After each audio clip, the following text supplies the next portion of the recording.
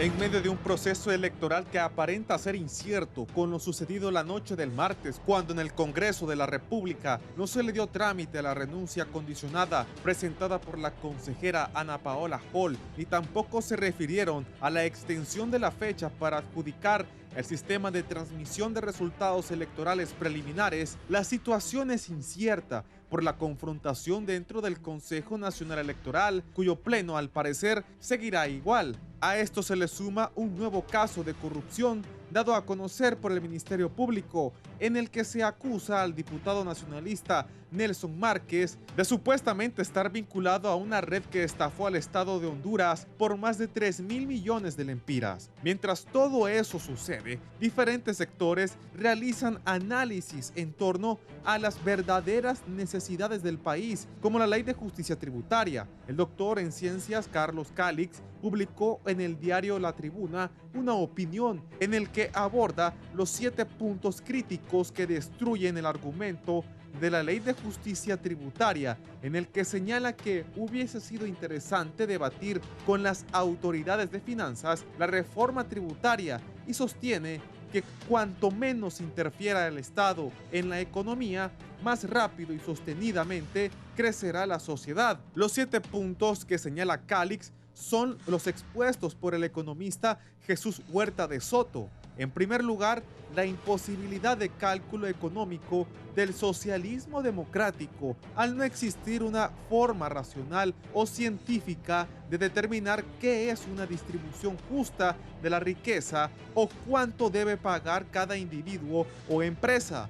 En segundo punto, precisa que cada unidad de dinero que el Estado extrae a un individuo a través de impuestos representa una agresión a su propiedad legítimamente adquirida. En tercer lugar, hay una distorsión de los incentivos y una potencial destrucción de capital. Igualmente precisan que esta ley generaría la fuga de capitales y cerebros. Por otra parte, expone que los programas sociales financiados con impuestos a menudo generan dependencia, no verdadera prosperidad, y se convierten en herramientas políticas para perpetuarse en el poder. Y por último señalan la capacidad de pago y que la evasión fiscal es la reacción natural a la agresión estatal. Desde Libre reiteran que la Ley de Justicia Tributaria es una herramienta necesaria para que todos paguen lo que les corresponde y que de esta forma el país pueda contar con los recursos que requiere para su desarrollo. Y mencionan que quienes critican estas iniciativas son los defensores de los grupos económicos que a través de las exoneraciones se volvieron millonarios a costa del sacrificio del pueblo hondureño.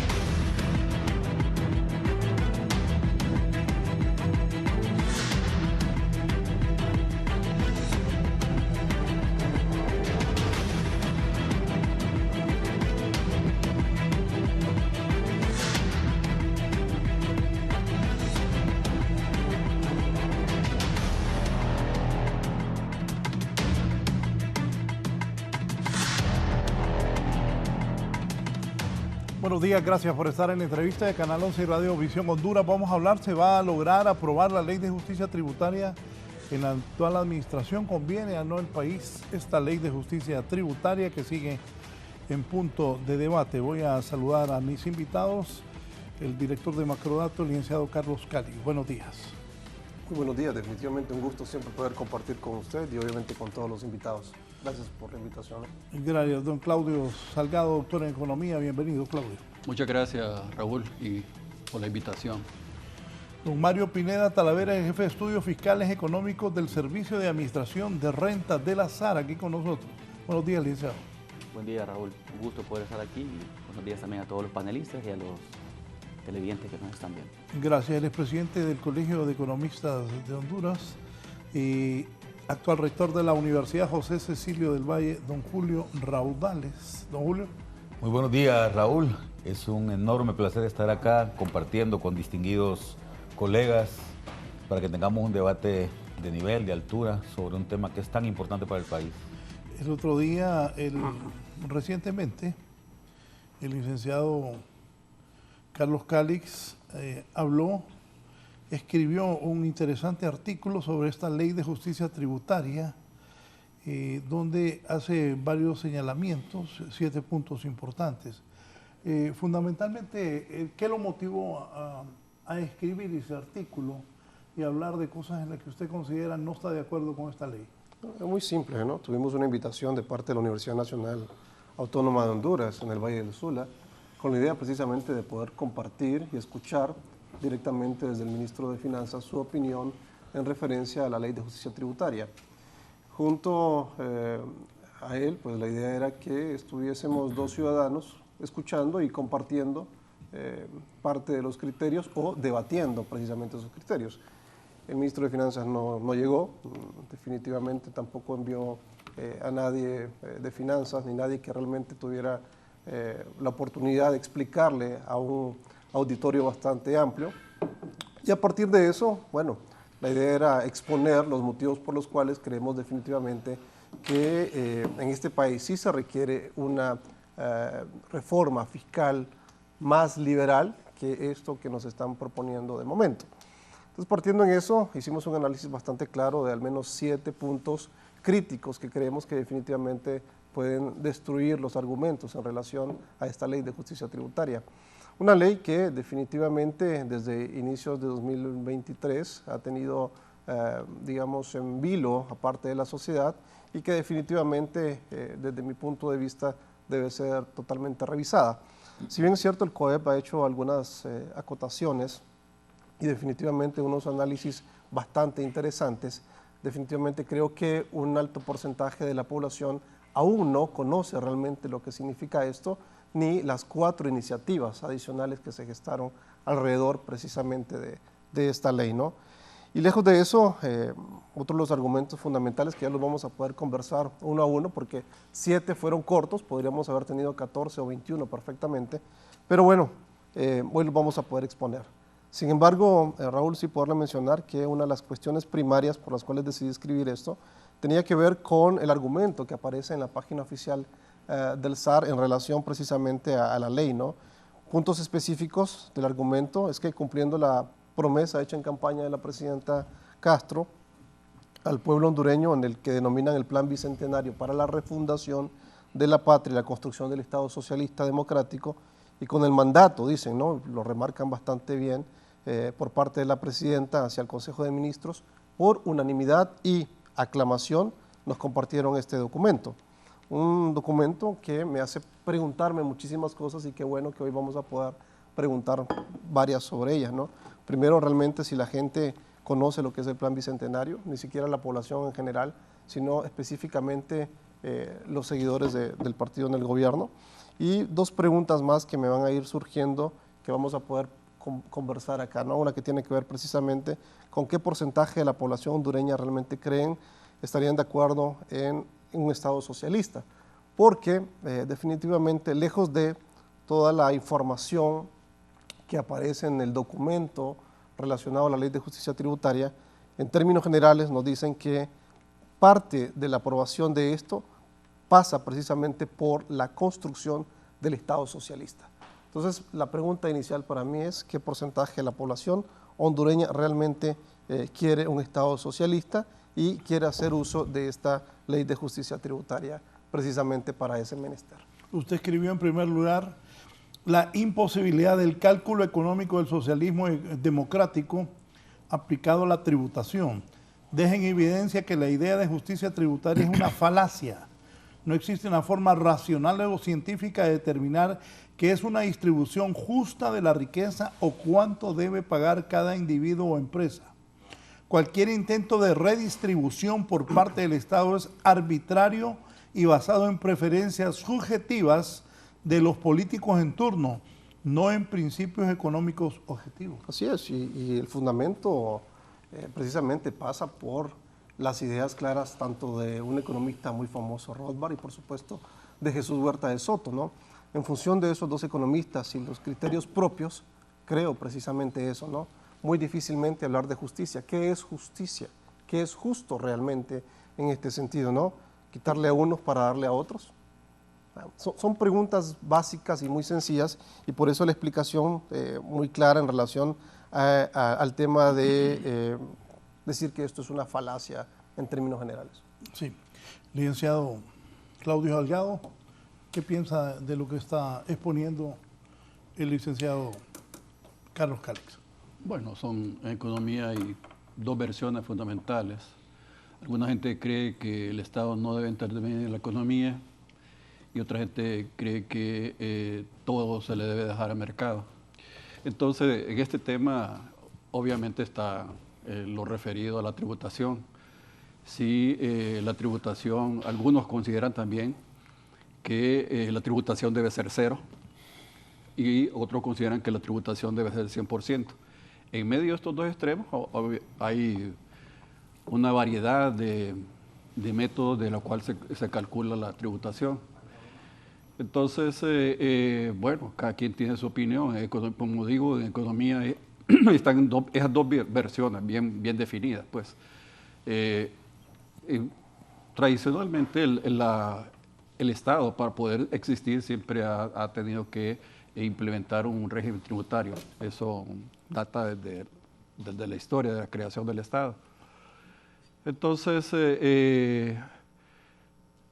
uno mira que en nuestros países, por ejemplo, hay toda una estructura tributaria que los economistas llamamos que es regresiva. A algunos no les gusta este término. Y que se busca que sea progresiva para que pueda haber una mejor distribución de la riqueza. Cuando uno habla de justicia, uno debe entender que es darle las oportunidades a todo el mundo. Que todo el mundo tenga derecho a una educación, a salud, a un mejor bienestar. Eso es lo que uno considera. No que seamos iguales, porque eso jamás se va a cumplir, pues. Esa es una utopía. Pero sí que la gente tenga derecho a eso, a los derechos humanos, pues, precisamente, a una vivienda justa, a una educación, a salud. Y ese es el papel del Estado, ser un árbitro, para los que consideramos de que el Estado debe tener alguna presencia en la economía. Para los que no creen que el Estado tiene una presencia, entonces, obviamente que sea el mercado, que sean las fuerzas del mercado las que definan quién va a tener derecho a una vivienda, quién va a tener derecho a salud, quién va a tener derecho a educación. Y eso lo va a definir, pues, de acuerdo a sus capacidades, de acuerdo a sus ingresos. Y obviamente aquellos que no tienen esa capacidad, pues van a ser desechados. Entonces, como reitero, estas son dos visiones de la economía bien marcadas. Y dentro de ese espacio está la tributación. En el caso de la Ley de Justicia Tributaria, si vamos ya al tema específico, lo que se busca fundamentalmente, Raúl, no es incrementar impuestos, porque ese es eso que se ha repetido constantemente como que si fuera el objetivo fundamental de la Ley de Justicia Tributaria fuera esa. No. La Ley de Justicia Tributaria lo que busca es fundamentalmente, yo digo, 4 objetivos. Uno de ellos, organizar racionalizar las exoneraciones fiscales. Segundo, es que Honduras adopte los estándares internacionales mínimos de la tributación. Tercero, es que Honduras pueda también firmar contratos, convenios con organismos internacionales que nos proporcionen información sobre aquellos contribuyentes que hacen operaciones a nivel internacional. Y también podemos decir que otro objetivo de la justicia tributaria es prácticamente darle un mayor poder al SAR de auditoría. Cada uno de estos objetivos podemos desglosarlo, porque le puedo decir que de 1976, que fueron creados los regímenes de exoneraciones, ha habido 0 auditorías, 0 auditorías. ¿Por qué no se ha hecho una auditoría? Sencillamente porque la ley no está estipulado eso. Y bueno, entonces ya definiendo los objetivos, que no, reitero, el objetivo fundamental no es crear más impuestos, no es eso. Se han creado una serie de cuestiones que se le han hecho a esta ley que no tienen ningún sentido y todas han sido rebatidas. En primer lugar, también quiero reiterar, Raúl, que esta ley, yo tengo ya más o menos, 45 años de ejercer mi profesión como economista, no he conocido otra ley que haya sido tan distorsionada, tan desinformada como esta. Y se señala, por ejemplo, que van a ser grabadas las remesas familiares, lo cual no es cierto. Eso, precisamente la ley, para complacer a unos partidos, por ejemplo el Partido Liberal, que tenía una campaña sistemática en cuanto a eso, y el Partido Nacional, se establece en la Ley de Justicia Tributaria algo que ya es reiterativo, porque ya la ley del impuesto sobre la renta se menciona. Pero entonces, entonces se menciona ahora la ley de justicia tributaria que las remesas familiares no van a ser grabadas. Lo otro que se señala es que va a provocar mayor desempleo. La ley de justicia tributaria no le está quitando derechos a los que ya lo poseen. O sea, que por ejemplo, las camaroneras lo tienen hasta el 2034. Entonces tienen ya 9 años todavía para seguir gozando de este beneficio. Lo otro, las maquilas lo tienen hasta el 2050 por ahí. De repente yo ya no estoy en este mundo y lo van a seguir gozando. Entonces, decir que va a provocar mayor desempleo no es cierto, Raúl, porque reitero, pues, de que los que tienen ya este beneficio se los va a mantener. Otra de las cosas que se ha mencionado muy reiterativamente es que se va a romper con el secreto bancario. Eso tampoco es cierto. La ley, lo que ahora se habla también es que debe haber un secreto fiscal, más que un secreto bancario, debe haber un secreto fiscal. Entonces, lo que se está promoviendo en la ley es que el SAR pueda tener acceso a los movimientos bancarios de todos los obligados tributarios. Y el ente intermediario va a ser la Comisión Nacional de Bancos y Seguros. Ahora, no es que cualquier persona va a poder ir a cualquier banco y va a decir, deme en el estado financiero de Raúl Valladares, quiero saber su movimiento. No, eso no es cierto. Eso no es cierto. Va a haber todo un protocolo y donde el intermediario fundamental va a ser la Comisión Nacional de Bancos y Seguros. Y el funcionario de cualquier institución involucrada, ya sea de la Comisión Nacional de Bancos y Seguros, ya sea de aduana, ya sea del SAR, ya sea de finanzas, que divulgue esta información, realmente va a ser penalizado civil, criminal y administrativamente. Pues, o sea, es bastante riguroso esta salida, que se salga esta información de estos entes reguladores. Además de eso, Raúl, también la ley de justicia tributaria, estos obligados tributarios, a los más que los que van a investigarse, creo yo que andará unos 3.000, póngale un número exagerado, 10.000 personas son las que van a ser investigadas. Se asustaron ahorita. Además de eso, Raúl, mire, si usted ha hecho bien las cuentas, si usted declara lo que es correcto, usted no tiene por qué temer, pues. Si yo estoy declarando, definitivamente estoy declarando y coinciden mis movimientos bancarios con mi declaración del impuesto de la renta, yo no tengo por qué temer. No tengo por qué, y no voy a tener por qué, voy a poner obstáculos para que no se brinde esta información. Entonces, es otra campaña que se han emprendido constantemente, dándole como la no viabilidad a esta ley de justicia tributaria. Sí. Puedo seguir, Raúl, pero bueno. Sí. Quiero escuchar a don Julio Raudal. Sí, gracias, Raúl. Bueno, mira, aquí dividimos la discusión en dos partes, porque Carlos comenzó hablando de elementos que tienen que ver más con la ética, con cuáles son los principios fundamentales del Estado. Y en general yo estoy de acuerdo con lo que él plantea, ¿no?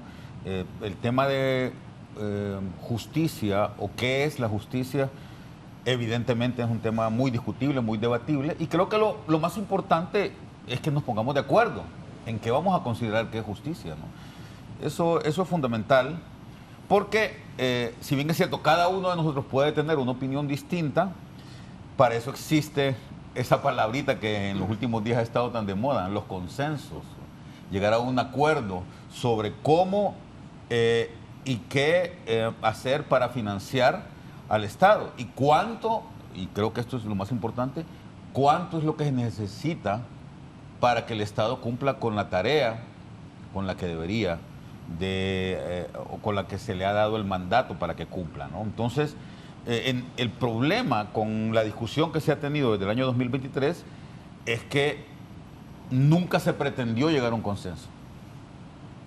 Es que la discusión ha estado ausente del debate. Con Claudio, durante algunos años, creo que como el de 2014, ¿verdad, Claudio? Estuvimos en un grupo que se llama Grupo Promotor de un Diálogo Fiscal. Fíjate qué interesante ese nombre, Grupo Promotor de un Diálogo Fiscal, y ahí en ese grupo habían economistas de todas las corrientes, de todas las formas de pensamiento, y entre todos pasamos muchos meses conversando y llegamos a un consenso, a un acuerdo, y presentamos los resultados de ese acuerdo en un documento que está en la web, que todo el mundo conoce. Los presentamos a las autoridades de aquel tiempo. Estoy hablando más o menos del año 2015, que se presentó por primera vez este documento, en donde lo que se promovía era algunos elementos claves para lograr algo que Claudio también mencionó, y es que el sistema tributario hondureño dejara de ser regresivo y se convirtiera progresivo. ¿Qué significa esto para los amigos y amigas televidentes que quizás no están muy relacionados con tópicos económicos o fiscales? Bueno, un régimen progresivo es aquel en el cual se cumplen los principios generales de equidad tributaria, que son el principio de horizontalidad, que significa que los iguales pagan lo mismo, ¿verdad? Los que somos iguales en ingresos y en riqueza pagamos lo mismo, y y el principio de verticalidad, que reza que aquellos que ganan más o que tienen más riqueza pagan más que los que tienen menos riqueza. ¿En qué porcentaje se va a pagar? Esa es otra discusión que hay que tener, pero justamente en ese documento está establecido eso. Una propuesta de principios consensuada entre economistas de diferentes pensamientos, para poder presentársela a las autoridades de aquel tiempo, que simplemente las engavetaron, ¿verdad? Nosotros llevamos el documento, lo llevamos al Congreso Nacional para que los diputados lo discutieran y sacaran una ley de esa propuesta. Lo llevamos al jefe del gabinete económico de aquel entonces, que era el presidente del Banco Central, y simplemente lo recibieron y lo engavetaron. Hicieron una conferencia de prensa y el documento se perdió. Está en la web ahí navegando entre millones de documentos que existen ahí, pero nada más. Y es una pena porque yo hubiera creído, Claudio, que esta administración, allá por el año 2022, como bien decía Carlos, que tenía como uno de sus principios en el plan centenario, bicentenario, no me acuerdo cómo se llamaba, establecer un tema de equidad tributaria o de justicia tributaria, si queremos llamarle así. Creo que lo lógico habría sido que, ya que varios de los colegas que estábamos en ese grupo promotor del diálogo fiscal ahora están en la administración pública, pues que discutiéramos esa propuesta, que retomáramos esa propuesta, quizá actualizarla un poco. Lamentablemente en el año 2023, para mi sorpresa, porque yo fui convocado a varias reuniones previas. Recuerdo la primera, comenzando la administración en el Hotel Honduras Maya, valga la publicidad aquí. Nos convocaron a una gran cantidad de profesores de economía, de exfuncionarios públicos, y tuvimos una reunión con el Fondo Monetario Internacional, y eso me llenó de esperanza a mí, ¿no? Porque tanto personeros del Fondo como del Banco Interamericano de Desarrollo y del Banco Mundial estuvimos discutiendo largamente los principios fundamentales de lo que debería de ser un régimen tributario equitativo o medianamente justo, ¿no? Porque si vamos a tener un Estado, si ya estamos de acuerdo y la Constitución de la República está de acuerdo en que Honduras es un Estado de derecho y todo lo demás que dice la Constitución, entonces pues hay que ponernos de acuerdo en cómo lo vamos a financiar, ¿no? Y eso me llenó de esperanza. Lamentablemente, cuando se presentó, cuando llegó a mis manos la propuesta de ley que se iba a presentar al Congreso Nacional, para mi sorpresa, lo único que existía, lo único en que coincidían lo discutido, tanto en el grupo promotor del diálogo fiscal, como en las discusiones que tuvimos con el Fondo Monetario, el gobierno y el Banco Mundial, lo único que estaba claramente puesto ahí era el título. El cuerpo de la ley pues tenía algunos elementos que a mí me parece que vale la pena que discutamos, vale la pena que se discutan por especialistas en el seno del Congreso Nacional, porque si yo sí estoy de acuerdo con que las exoneraciones hay que redefinirlas y hay que revisarlas adecuadamente para que cumplan con su rol. Yo no puedo discutir eso. También estoy de acuerdo con que hay ciertos acuerdos de los cuales internacionales, de los cuales Honduras ha sido firmante, ¿verdad?, que vale la pena también traer a discusión y ponerlos en práctica acá. Uno de ellos es el tema del régimen, si el régimen tributario va a ser universal o va a ser únicamente territorial, y eso está puesto. El otro tema del secreto bancario también es un tema que vale la pena discutirlo, pero yo creo que nos quedamos cortos, Claudio, que justicia tributaria, equidad tributaria, si vamos a utilizar el término técnico, ¿no?, equidad vertical, equidad horizontal e incluso equidad intergeneracional, que es el otro elemento importante, ¿verdad?, que los impuestos que yo pague y la deuda que yo contraiga ahora va a tener un impacto sobre las futuras generaciones, y en eso también hay que tener mucho cuidado de que sea equitativo esa redistribución. Todos esos elementos hay que discutirlos, pero no están en el cuerpo de esta ley en su mayoría. Y sobre todo, no ha habido nadie que presente, de hecho, en ninguno de los anteproyectos de presupuesto, ni el del 2023, ni el del 2024, ni el de ahora, el 2025, tiene una proyección de ingresos producto de la implementación o de la posible implementación. No está puesto en ningún escenario, por lo menos yo no lo he visto.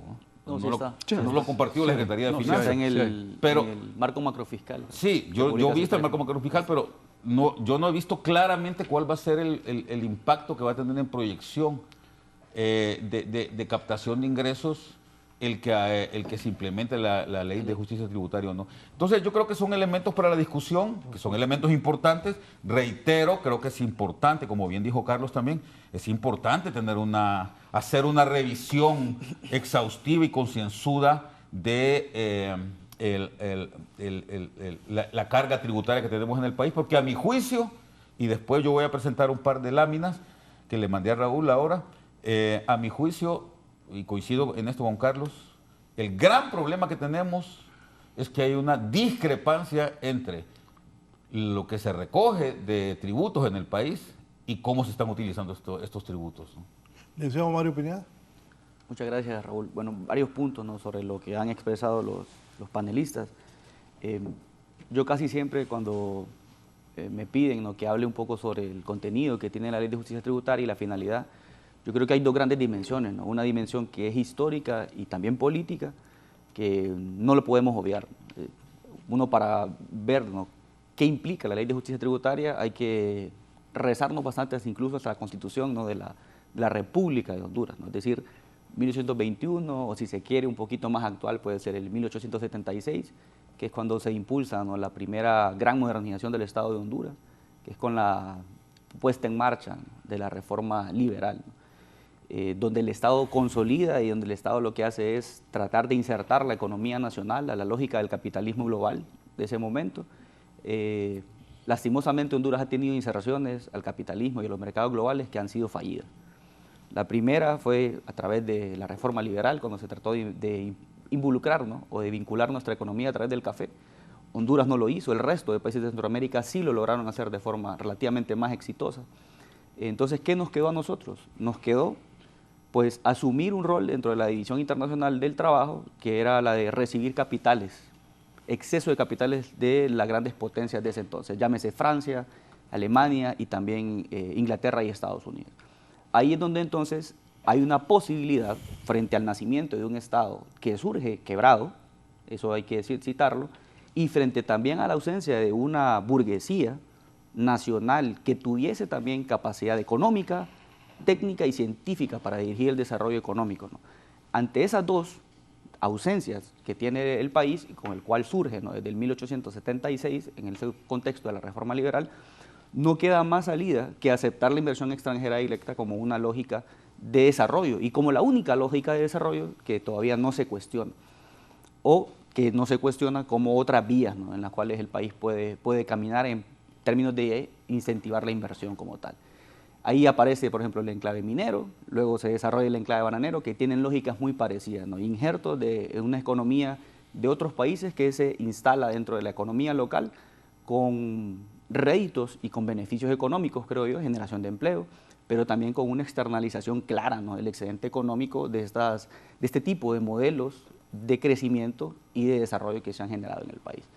Por allá en los 50, en los 60, toda América Latina pues acudió a un gran proceso, ¿no?, de industrialización que se conoció como el modelo de industrialización por sustitución de importaciones, donde lo que se pretendió hacer es industrializar las economías nacionales de toda la región latinoamericana para poder depender mucho menos de la importación de ciertos productos, sobre todo los productos manufacturados que existían, ¿no?, en los países del centro global. Hubo una relativa mejora de las condiciones de vida de la población en América Latina y Honduras no fue la excepción. Honduras pasó de tener creo que como 50, 59 empresas a crear como 300, 350 empresas, ¿no?, en ese contexto, ¿no? Ahí se impulsó un plan de desarrollo nacional, ¿no?, el gobierno reformista de Osvaldo López Arellano. También se impulsó un plan nacional de inversiones también que existía en ese entonces, se creó también el Consejo Nacional de Planificación y yo creo que el Estado tenía un rol protagónico en el desarrollo y en definir líneas estratégicas para poder lograr mejores tasas de crecimiento. No hemos tenido tasas de crecimiento en toda América Latina hoy día como las que existieron en ese periodo en donde el Estado tuvo una intervención más clara, ¿no?, en la actividad económica. Luego, pues, acudimos a lo que mencionaba el doctor Claudio Salgado, ¿no?, que es el enfoque, ¿no?, de comenzar a promover otro esquema de desarrollo que está concentrado en brindar incentivos fiscales, ¿no?, incentivos fiscales que después se convierten en privilegios fiscales, ¿no?, y ahí yo creo que hay una clara distinción en eso, cuando se desnaturalizan estos incentivos y pasan de ser incentivos y pasan a ser privilegios fiscales.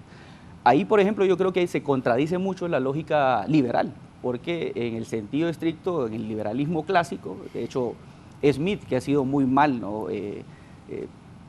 Muy mal concebida su obra, creo yo, ¿verdad? Y a veces acusado de forma bastante injusta. El mismo Smith estaba en contra, ¿no? de promover la creación de monopolios y de oligopolios y también ese tipo de mercados cautivos que puedan existir, ¿no? Él tiene un apartado muy duro en donde habla sobre la destrucción y la intervención del Estado para que se fomente la competencia. Entonces, estos incentivos fiscales, cuando se convierten en privilegios fiscales, a lo que estamos haciendo nosotros es fomentar la competencia desleal. Entonces, eso no es un principio liberal en el sentido estricto, volviendo a la discusión de filosofía moral, que yo creo que fue un poco a lo que hacen referencia, ¿no? al inicio de la intervención. ¿Qué tiene en común todo este tramo, ¿no? Toda esta trayectoria, todo este recorrido histórico? El Estado ha estado presente en mayor o menor medida en todo más o menos 150 años de desarrollo nacional. La intervención del Estado en todo eso, yo siempre planteo, ¿no? Y eso lo discuto bastante con algunos colegas que son de corte, digamos, libertario, ¿no? O que se autoproclaman libertarios, que no es lo mismo que liberal, creo yo, y es, el Estado en Honduras no ha sido un obstáculo ni ha sido un impedimento para la reproducción y para la acumulación del capital. Yo creo que más bien es todo lo opuesto. Esa hipótesis de que el Estado frena la reproducción y la acumulación del capital, yo creo que no es tan cierta, es contrafáctica en el caso hondureño. El Estado ha permitido en muchas ocasiones más bien el crecimiento económico de ciertos grupos, el auge también de ciertos grupos en ciertas industrias. Entonces, esa mirada histórica me parece importante, ¿no? Luego, en la segunda parte de la intervención, respecto a esta discusión, ¿no? Que también es una discusión de filosofía moral, ¿no? De filosofía política, si se quiere, en cuanto a qué tanto debe intervenir el Estado en la economía, ¿no? Esa es una situación en la cual yo creería que no nos ponemos de acuerdo, ¿no? en esta mañana, pero yo creo que la historia nos demuestra, con todos estos datos de crecimiento económico que ha tenido Honduras a través de lo que nos aporta la CEPAL-STAT, por ejemplo, o la CEPAL, ¿no? En su base de datos, no hemos tenido mejores momentos de crecimiento económico que esos en los cuales el Estado ha tenido intervención clara, ¿no? Y que se ha logrado fortalecer un piso social mínimo para que crezca y que florezca la actividad económica y que esa riqueza que se genera se redistribuya de una mejor forma. Creo que alguien por ahí mencionaba, no estoy seguro si fue Carlos, ¿no? Que mencionaba sobre el tema de que le hubiese gustado una propuesta más liberal de la reforma o de la ley de justicia tributaria. Yo creo que la ley de justicia tributaria descansa mucho, ¿no? Sobre principios liberales, si uno la analiza a profundidad. Desde el punto en el cual, que yo creo que ahí tuve la oportunidad de leer rápidamente tu artículo de opinión, yo creo que es muy bueno, ¿no? Escuchar y también leer las opiniones de otras personas en torno a esto, pero hay un punto muy debatible. Creo que en tu artículo señalas que hay un esfuerzo de expropiación dentro de la ley de justicia tributaria. Ese concepto, por ejemplo, no aparece en ninguna parte de la ley de justicia tributaria. De hecho, la ley de justicia tributaria no toca en ningún momento la esfera de la producción, en el caso de Honduras. En ningún momento la ley de justicia tributaria arranca con esa discusión, ¿no? Sobre expropiación. Lo segundo es que la ley de justicia tributaria se concentra en un segundo proceso que los economistas en economía política lo estudiamos, que es el ámbito de la distribución de la riqueza. ¿Qué es lo que hace el sistema tributario? Es una herramienta en donde, una vez que se genera la riqueza en el primer proceso de producción, que es precisamente dónde se produce, cómo se produce, quién produce, luego esa riqueza pasa a un segundo proceso, que es donde el Estado capta cierta riqueza o ciertos ingresos que se produce, que tributan, ¿no? Las personas. Luego eso se distribuye, ¿no? Y ahí es donde entra la parte, ¿no? del gasto, no solamente la ejecución, sino también el gasto, cómo se destinan estas líneas presupuestarias, cómo se definen estos hechos presupuestarios para generar mayor bienestar social en la población. Entonces, la ley de justicia tributaria se queda en esa segunda esfera, que es la esfera de la distribución, ¿no? Y la distribución, y con esto termino esta parte, es un principio liberal, no es un principio, de hecho, ni socialista como tal. Con respecto al punto de que no se ha socializado la ley, y aquí me gustaría señalar esto, la ley sí ha sido socializada. Yo creo que no hay una ley que haya sido más socializada en la historia de Honduras. 130 jornadas de socialización. El problema, yo creo, que puede ser, y en esto podemos discutirlo, yo estoy totalmente de acuerdo y abierto a la discusión, no se ha socializado también con sectores que antes tradicionalmente se socializaban las leyes, ¿no? Pero ustedes pueden dar cuenta, ¿no? El ministro Ochoa en su momento, el ministro también Cristian Duarte, la ministra Mariana Ríos, somos testigos que sábados y domingos se socializaba esta ley de justicia tributaria en barrios y en colonias, con sindicatos, con organizaciones obreras, con organizaciones también campesinas. Eso es socializar la ley. Esta ley, y también, por otro lado, Raúl... Solo dígame esto.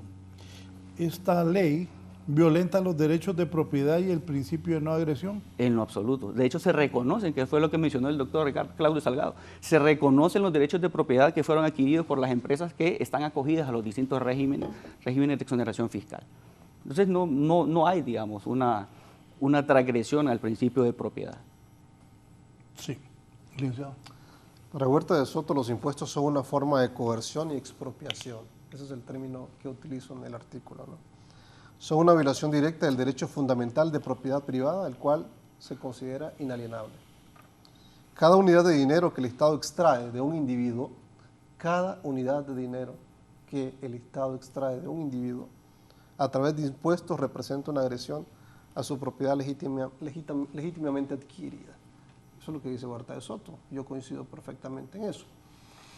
Y qué bueno que estamos hablando de historia del pensamiento económico, ¿no? Porque eso nos permite abordar varios temas en relación a la historia económica del país. Uno de los argumentos fundamentales, cuyas dos preguntas iniciales todavía no han sido respondidas, porque más que un tema fiscal, que coincidimos enormemente con Julio, de que sí, por supuesto, se necesita una revisión, ¿no? Y una reforma, y reitero, más liberal en este sentido, no liberal partidaria, ¿no? Me refiero más a un tema de liberación de mercado, ¿no? Yo creo que al final esto, más que un tema fiscal, lo percibo más político, ¿no? Sobre todo por el planteamiento inicial que hice. Si bien es cierto, reitero nuevamente las dos preguntas iniciales, si realmente la población hondureña recuerda lo que es ese plan bicentenario, y segundo, si la población hondureña realmente quiere un Estado socialista, porque inicialmente, vuelvo y reitero, en ese documento que cualquier persona puede entrar en este momento a la web del SAR específicamente, donde hace énfasis específicamente de que con esto se pretende la construcción de un Estado socialista democrático. Eso es lo que dice ahí, ¿no? Por eso mi pregunta es precisamente si con esto van a financiar el Estado socialista democrático, ¿no? Eso es inicialmente.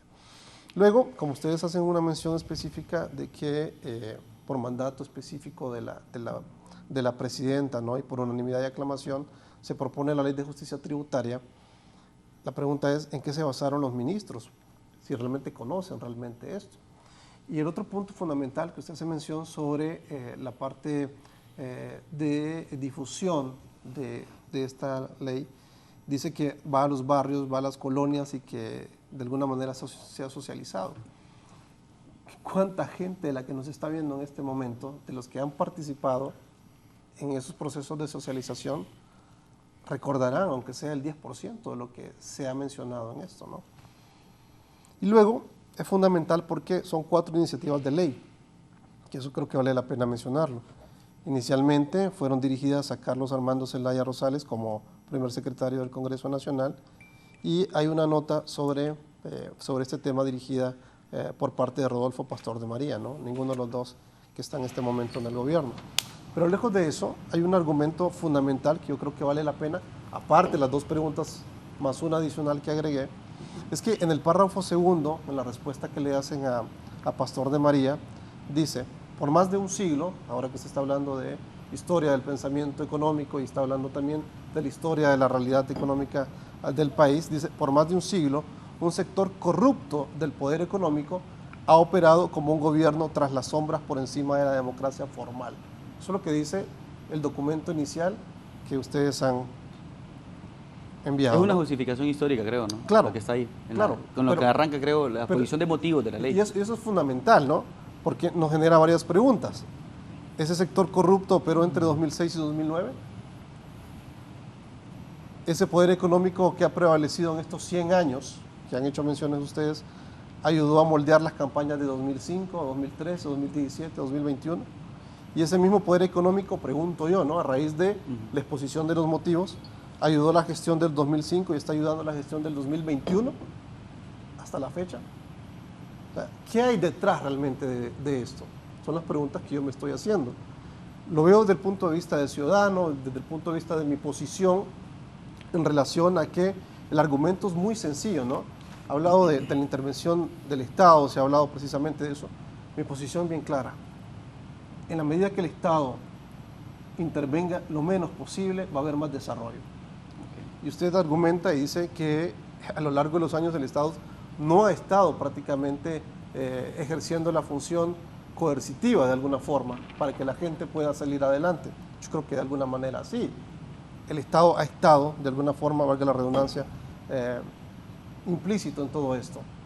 Yo creo, en el argumento particular, que el Estado sí, hasta cierto punto, bajo todos estos criterios, sí es una organización criminal, violenta, que de alguna manera, de forma coercitiva, le quita a unos para darles a otros.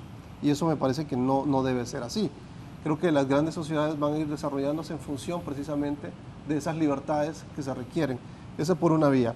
Y por la otra, me interesó y me llamó poderosamente la atención que se mencione que con esta ley de justicia tributaria, por ejemplo, la educación va a estar mejor, ¿no? Y nos metemos al tema de relacionar una variable con la otra, ¿no? Educación. Esto me hace preguntarme muchísimas cosas. Si en todos estos años no hemos avanzado en educación, es porque no hemos tenido una ley de este tipo.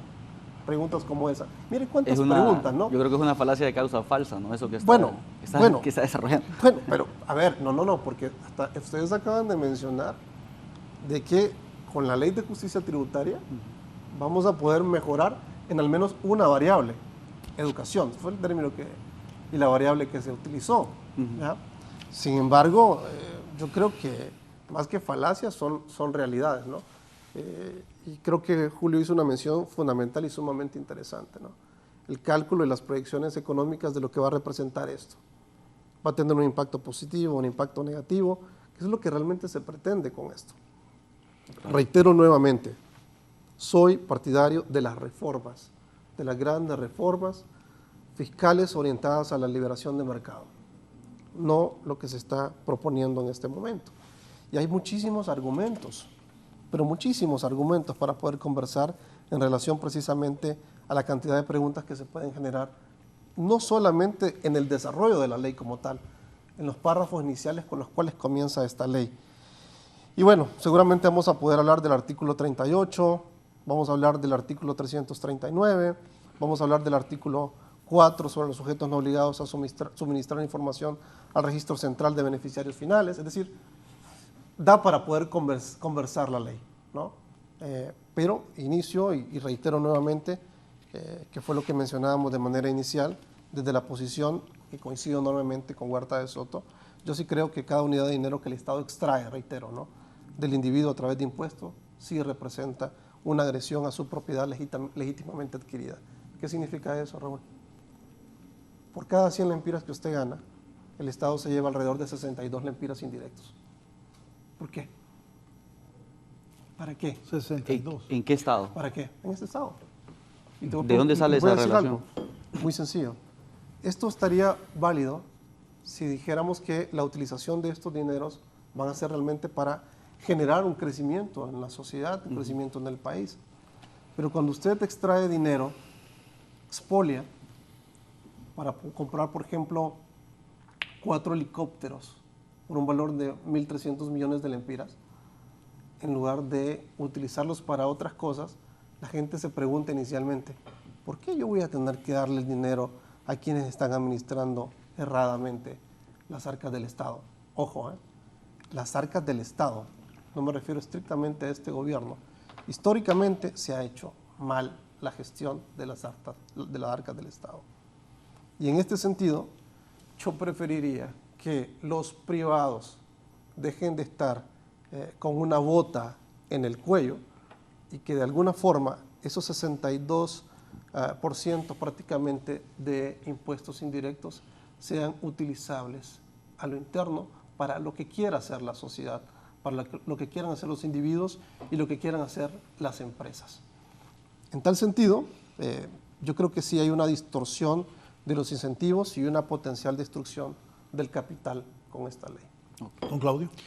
Sí, obviamente veo que la posición del doctor Carlos Calix es una posición de que el Estado no tiene que tener una mayor participación en la economía, contraria a otra visión, donde el Estado sí debe tener una participación en la economía, y creer que el sector privado no es corrupto, no maneja mejor las cosas que el Estado. Pues, mire, Raúl, si uno mira la historia, ya que también nos estamos refiriendo al pensamiento económico, las grandes potencias actuales se desarrollaron con la presencia del Estado. Y si vemos Estados Unidos, ¿cómo creció Estados Unidos? ¿Cómo creció Rusia? ¿Cómo creció China? ¿Cómo creció cualquier potencia? Japón, cualquier potencia. Corea del Sur, que la ponen Corea también como del Sur ejemplo. También, Sí. otro ejemplo también. Todas las grandes potencias, ¿cómo crecen? Y todavía tienen una fuerte presencia del Estado en la economía. Yo considero de que no hay ningún país en el mundo donde enteramente opere el mercado. No hay. ¿Ve usted lo que está haciendo Trump? Nuevamente, aquel libre mercado que se promulgó en los años 90 y que todavía se sigue promulgando, ahora Estados Unidos quiere retroceder con todas las políticas que está llevando Trump, sobre todo en la parte económica, el libre mercado, ahora le están poniendo aranceles. Entonces, eso rompe con unos principios fundamentales de la libre movilidad de mercancías a nivel internacional. También, al establecer un impuesto a las remesas, eso es un impuesto al capital, al libre movimiento de capitales. Entonces, ve usted cómo aquellos que defienden el libre mercado ahora están retrocediendo. Y lo que anda buscando Estados Unidos es volver a tener la capacidad de hacerle frente con la presencia del Estado a lo que perdió, a lo que ha perdido económicamente a nivel internacional.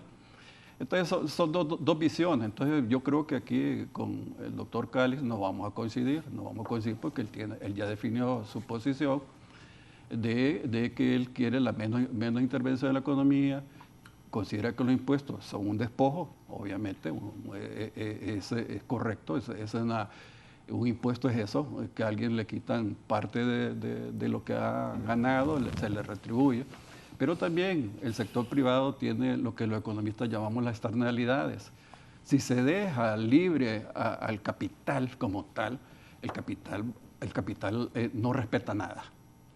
No respeta nada y por lo tanto el Estado nunca debe renunciar a su función fundamental de ser el regulador de la economía. Nunca debe. Pero claro, esta visión choca con aquellos que creen que el mercado debe dejarse, todas las fuerzas deben dejarse que él opere y que sea él el gran distribuidor de la economía, de los recursos en una sociedad como tal, ¿verdad? Entonces, son dos visiones totalmente opuestas, pues. Ahora, tal vez yo mencioné la palabra educación, pero yo no dije, yo lo que dije es que todos tengamos acceso a una educación, todos tengamos acceso a salud, que todos tengamos derecho a una vivienda. Eso es lo que yo dije. La calidad, obviamente, eso es lo que se debe buscar. Eso se debe buscar la calidad en todos estos servicios públicos que se brindan, ¿verdad? Por otra parte, son tantos los temas que se han abierto acá que cada uno necesita una respuesta. Por ejemplo, mi amigo Julio mencionaba de que es insuficiente la ley de justicia tributaria, lo cual es correcto, pero es un buen comienzo para mí es un buen comienzo. Comencemos por algo, pues, comencemos con la ley de justicia tributaria, revisando las exoneraciones, que Honduras tiene el más alto porcentaje del Producto Interno Bruto a nivel de Latinoamérica. Entonces comencemos por algo, después podemos ir por el impuesto sobre venta, el impuesto sobre la renta y revisar cada uno de los componentes de la tributación y ver también nuevas formas de recaudación. Por ejemplo, ahora se habla de un impuesto a la riqueza, que es contrario, que no es lo mismo que el impuesto sobre la renta. Se habla del impuesto a la riqueza. Entonces ahora también se habla de impuesto del ambiente, por los daños ambientales también, se habla de otro tipo de impuestos. Entonces pero yo considero que puede ser un buen comienzo la ley de justicia tributaria. Lo otro, se habla también de la socialización. Mire, además de lo que mencionó Carlos Pineda, también en el Congreso Nacional se hicieron 43 audiencias públicas con el sector privado, organismos de la sociedad civil, con las mismas bancadas de los partidos representados en el Congreso Nacional, también con organismos internacionales. Se hicieron 43 audiencias. Entonces, a lo que sumaba Carlos, hay que sumarle esto, lo que hizo el Congreso Nacional, y esas audiencias fueron televisadas por el canal del Congreso Nacional. Y producto de esas audiencias se hicieron varias incorporaciones. Por ejemplo, lo que mencioné, de que va a haber un artículo específico en la ley que no grava las remesas familiares. Lo otro, la iniciativa del Partido Liberal de crear los megaproyectos también eso se incluyó. Entonces, la IVA pedía que la Comisión Nacional de Bancos y Seguros fuera el intermediario para la revisión del sistema bancario de los grandes contribuyentes. Entonces también se incorporó en la ley. Entonces la ley, prácticamente el proyecto original que entró al Congreso Nacional, ha sufrido cambios. Obviamente, no, cada persona quisiera de que se le incorporara todo lo que ellos propusieron, pero algunas iniciativas de unas instituciones desnaturalizan la ley de justicia tributaria. Entonces, por eso se tomó aquello que considera que es coherente con el proyecto de la ley de justicia tributaria.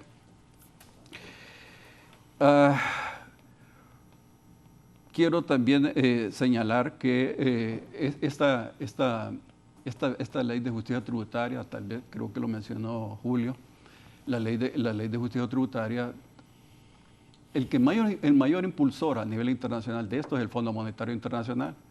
Y desde 2013 se han hecho estudios por el mismo Fondo Monetario, se han hecho estudios y todos concluyen que hay que hacer una revisión de este régimen generoso de exoneraciones fiscales. Porque el problema es que estamos restándole la capacidad del gobierno de recaudación. Si a estas exoneraciones fiscales, que andan alrededor de 66.000 millones, por ahí 66.000 millones que da de percibir el Estado, si realmente están cumpliendo con su función, una exoneración se otorga fundamentalmente con dos objetivos. Uno es la generación de empleo. Dos es la generación de inversión. Entonces, si supóngase que la inversión extranjera, según los últimos datos de la CEPAL, directa anda alrededor de 1.300 millones de dólares, entonces si esto es coherente con lo que deja de percibir el Estado en caso de exoneraciones fiscales. Entonces hay que hacer un balance si realmente el gobierno no está percibiendo un beneficio igual o superior a lo que deja de percibir, entonces debe de revisarse, Raúl. Entonces, estos son lo que uno tiene que ver la ley de justicia tributaria, porque entonces, entonces el planteamiento podría ser, bueno, entonces eliminemos las exoneraciones, pues, y dejemos, o eliminemos las exoneraciones, o también le damos este mismo privilegio se lo damos también a los empresarios nacionales, porque estos privilegios solo se otorgan a los empresarios extranjeros. Entonces, uno de los espíritus de la ley de justicia tributaria es también darle un incentivo a los productores nacionales, y por eso también dentro de estos regímenes también está un régimen dedicado a los productores nacionales. Entonces, Raúl, tanto se puede hablar de la ley de justicia tributaria que yo considero de que es prácticamente lo que viene es a fortalecer al Estado para poder hacer su papel. Porque todo el mundo cuando le pide al Estado, le pide al gobierno mejores carreteras, mejores aeropuertos, mejores seguridad ciudadana, mejores educación, mejores salud, mejores... Y se olvida de que para poder hacer esas obras se necesitan ingresos. Entonces lo que se hace el gobierno es endeudarse. Si las fuentes internas no son capaces de generar los suficientes ingresos, entonces lo que hace es endeudarlos más. Y algunos quisieran, como lo que está haciendo Estados Unidos, que quitarle impuestos, lo que está haciendo el presidente Trump, quitarle los impuestos a los sectores más ricos. Pero está bien, va a haber una fiesta. En estos 4 años Estados Unidos va a tener una fiesta porque va a estar quitando los impuestos a los más ricos. Pero esta fiesta alguien la tiene que pagar. Y lo que va a hacer es que Estados Unidos se va a endeudar mucho más de lo que está endeudado actualmente para poder sufragar todo ese gasto que tienen ahí.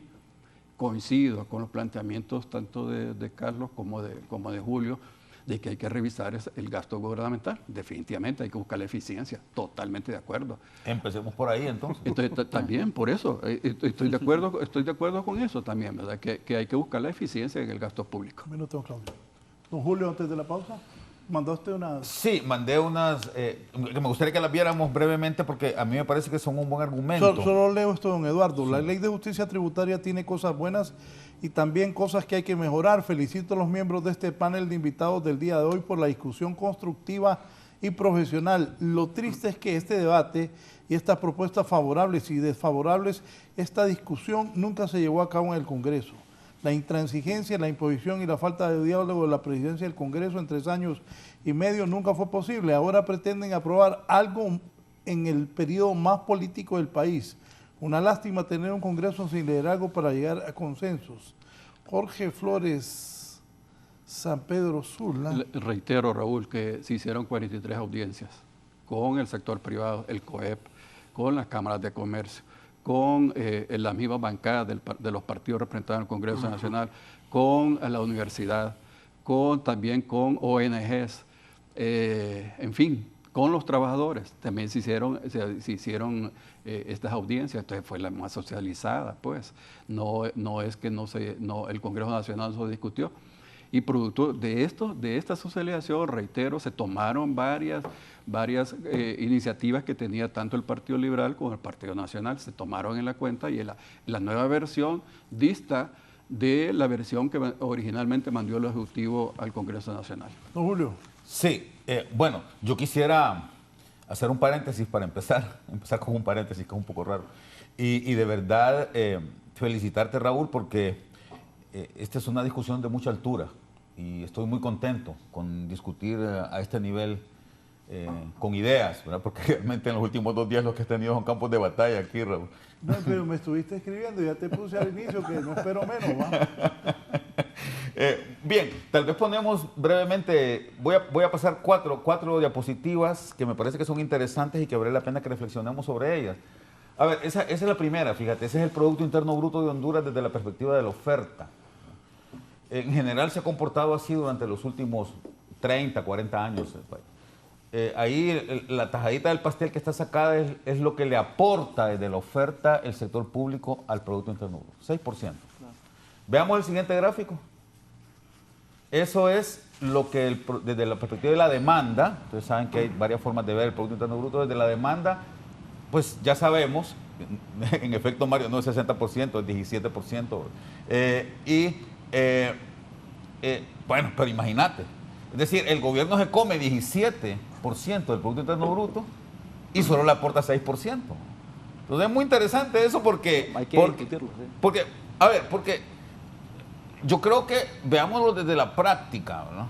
Yo estoy de acuerdo con Carlos en que los impuestos son una expropiación, ¿verdad? Que a mí me expropia violentamente el Estado, y eso es cierto, porque si no pago me meten a la cárcel. Y pues ya que me expropia violentamente el Estado,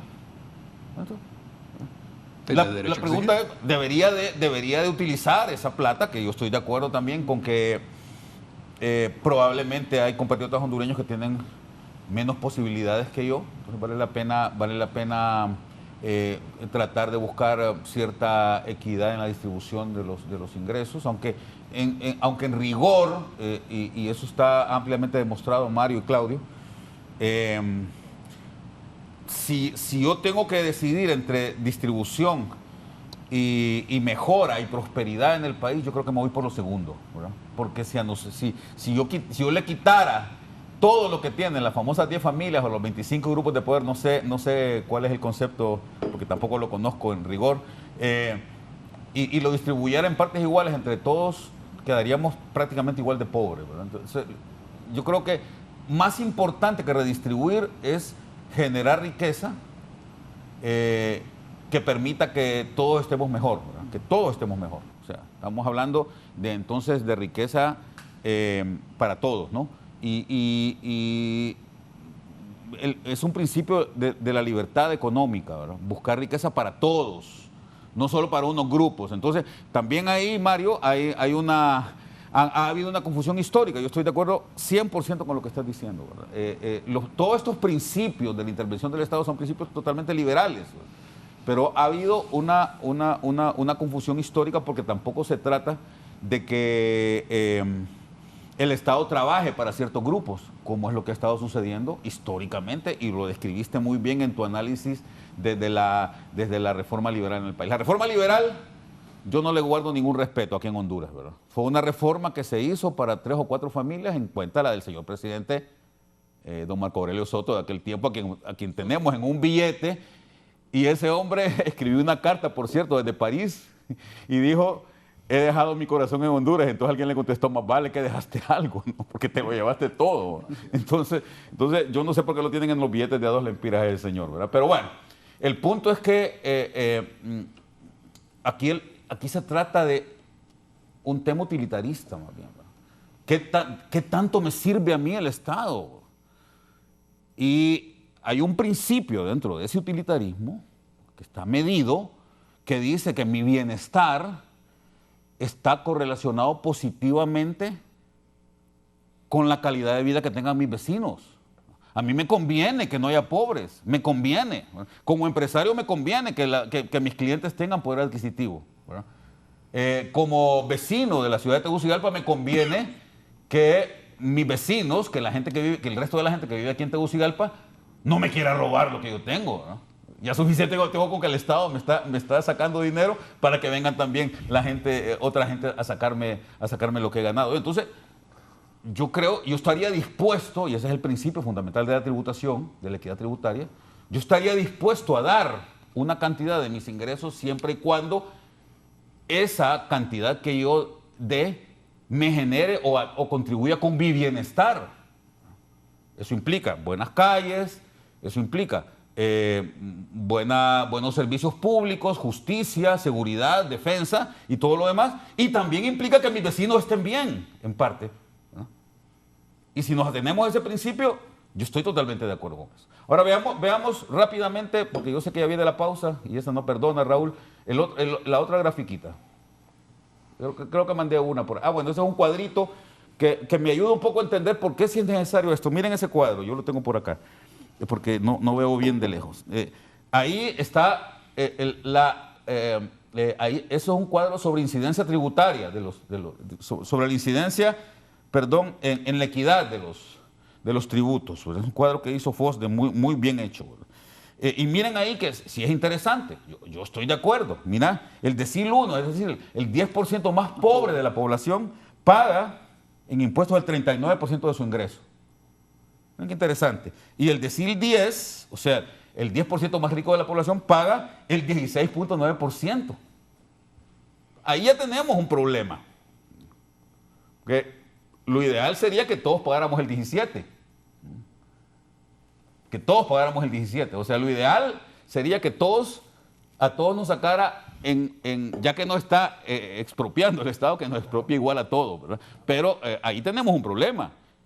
Y lamentablemente, Mario, yo no he visto, y se lo dije a Marlon, porque él me invitó a almorzar un día, los dos con Cristian me invitaron a almorzar a su oficina cuando estaban en el SAR, y me preguntaron: maestro, ¿y usted por qué está en contra de la ley de justicia tributaria? Y yo les dije lo que les estoy diciendo ahora. A ver, yo lo que no he visto es no he visto un análisis de incidencia, me encantaría verlo.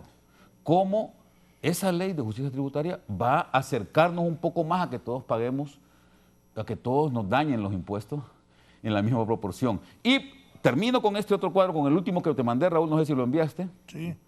Ahí está. Miren, ese es cómo ha incrementado en los últimos años el gasto público. Gasto social. Gasto social.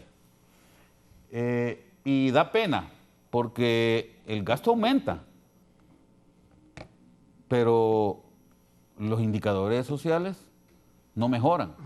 Entonces, eso yo quisiera que lo pusiéramos en perspectiva, porque no necesariamente gastar más, Claudio, implica tener mejores resultados.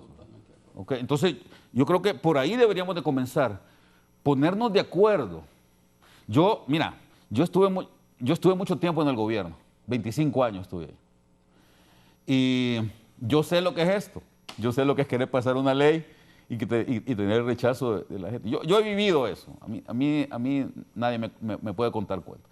Y también he visto cómo jefes míos en aquel momento, ¿no?, allá a comienzos del siglo, por el 2000, 2001, cuando estábamos tratando de socializar la ley para la reducción de la pobreza y cosas de este tipo, la sociedad civil siempre nos acusaba. Ustedes dicen que socializan y lo único que hacen es ir a hacer una presentación y de ahí le hacen unos cuantos cambios ornamentales y ya dicen la socializa. Esta es la ley más socializada de toda la historia. En todos los gobiernos se dice.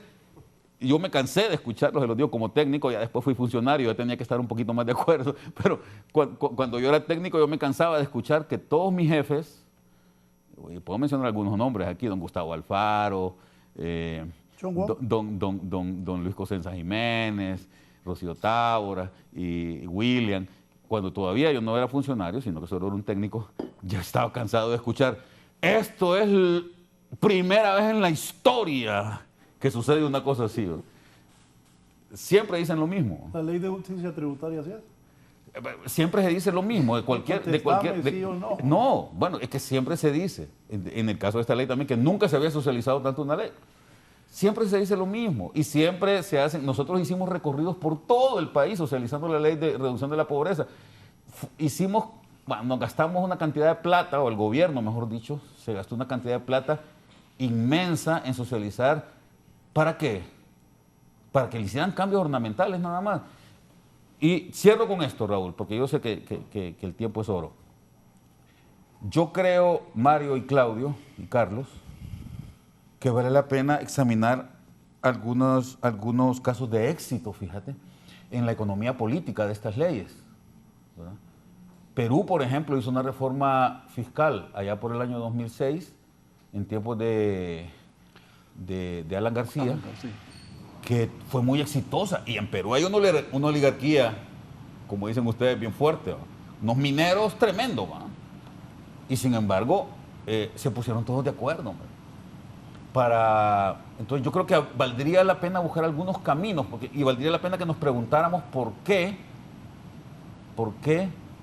aquí ha tenido tanto tropiezo la aplicación de una ley. No basta con decir que es que tenemos una oposición cerrada y que no quiere cambios, no, porque en Perú te aseguro que hay una oposición mucho más fuerte, o que había una oposición mucho más fuerte.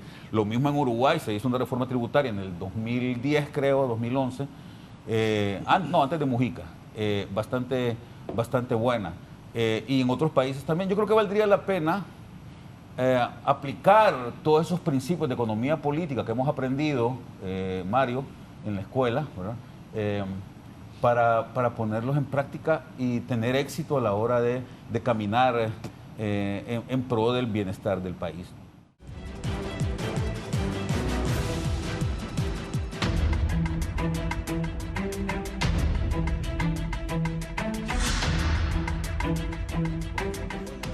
Bien, continuamos. Don Carlos, dice usted, en tercer lugar hay una distorsión de los incentivos y una potencial destrucción del capital.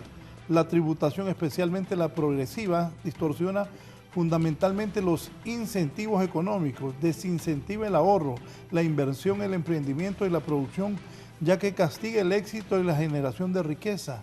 Los recursos que en manos privadas serían invertidos productivamente para generar más riqueza e empleo son desviados hacia el gasto estatal, que es inherente, ineficiente y burocrático. Los impuestos no crean capital, los destruyen y lo malversan. Efectivamente, y reitero de manera directa, ¿no? Los impuestos no crean capital, lo destruyen y lo malversan. Y el ejemplo más claro es esa gráfica ilustrativa espectacular que nos acaba de mostrar Julio, ¿no? Y Julio ha hecho una salvedad, me parece fundamental, ¿no? Por acá se debería haber comenzado, dice Julio, ¿no? Con el tema de la revisión del gasto público. Y eso, Raúl, lo menciono también en el quinto punto, ¿no? Donde hago una definición muy clara de la ineficiencia del gasto público y precisamente de los grandes niveles de corrupción en relación a esto. Se hablaron de la capacidad de recaudación y de la posibilidad de que todos estos ingresos potenciales viniesen obviamente a mejorar la situación del Estado. Sin embargo, es evidente y claramente la evidencia histórica nos refrenda en ese sentido que de alguna forma el Estado, al no operar de manera directa bajo presión de ganancia y pérdida de mercado, está propenso primero al despilfarro, eso no es nuevo, eso es una realidad latente, obviamente al incremento de la burocracia y por supuesto la corrupción en la asignación ineficiente de recursos. Esas variables como tal son importantes analizarlas porque si estuviéramos hablando de que necesitaríamos reducir el Estado y la cantidad de instituciones que tenemos, hay que poner sobre la mesa dos datos sumamente importantes. Entre 1982 y el año 2021 hubo un incremento del 563% en instituciones en este país. Hasta 1982 operábamos con 18 instituciones, luego hasta 2021 y parte de 2022 ese 563% generó más o menos 111, 113 instituciones. Y el dato no menor que acompaña a esto en las gestiones también anteriores y que de alguna forma impacta también esta gestión es que entre 2017 y el año 2022 también hubo un incremento sustancial en la contratación de gente para trabajar en el Estado. Sumado a esto, todos los temas burocráticos siguen siendo muy complejos. La Universidad Internacional de la Florida sigue haciendo estudios en diversos países, incluyendo también Honduras, en relación al tema de la burocracia. Y se ha identificado que en algunos casos y en algunas situaciones en particular, la burocracia representa hasta 580 horas hombre para poder solventar una situación que debería ser mucho más expedita. Basado en eso, Raúl, la situación es bastante clara.